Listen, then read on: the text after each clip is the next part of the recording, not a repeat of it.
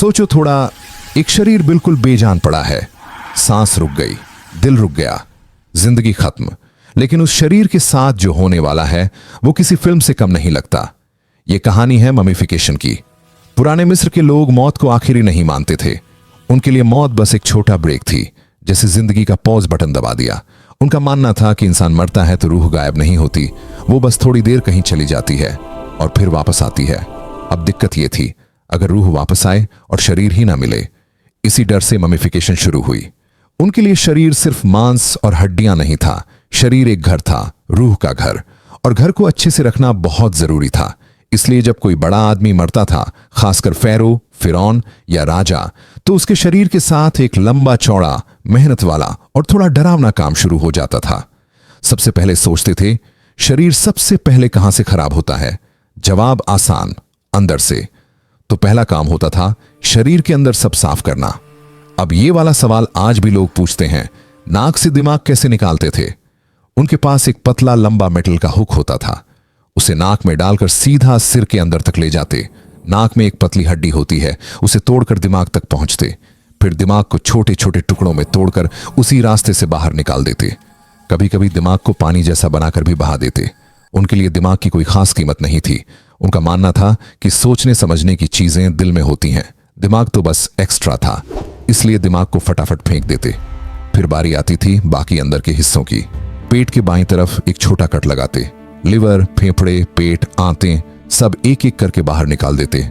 क्यों? क्योंकि ये चीजें सबसे जल्दी सड़ती हैं।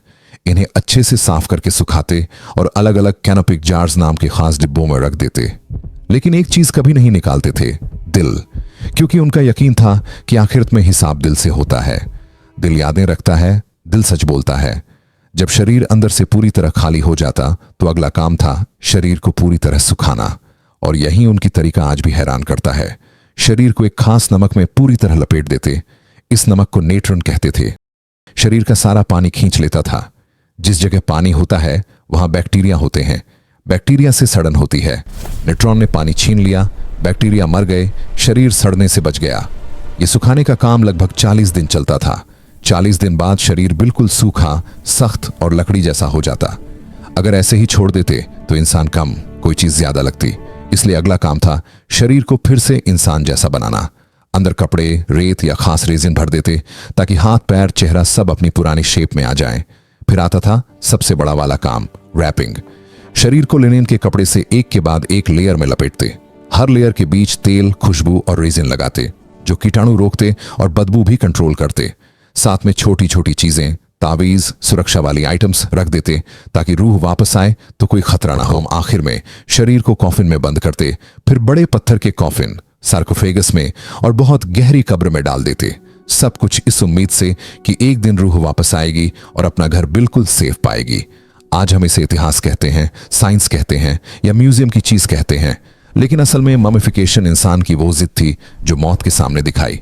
और सच कहूं तो वो थोड़ी बहुत जीत भी गया, क्योंकि हजारों साल बीत गए, वो शरीर आज भी हैं और हम उन्हें देखकर सोचते हैं इंसान मरने के बाद भी जिंदा रहना चाहता है।